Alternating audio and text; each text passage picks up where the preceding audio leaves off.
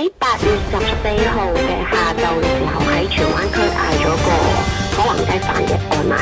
咁啊食，其實一路食都冇乜特別嘅。咁啊食到個底嘅時候咧，就發現佢個盒咧中間咧有嚿嘢係凸起咗，其實已經差唔多係食完嘅，其實已經係食晒。咁啊跟住我諗住掉噶啦，跟住個電話響，仲要係泰文嚟嘅，咁就聽第一個電話，佢就好愕然咁問我係邊個。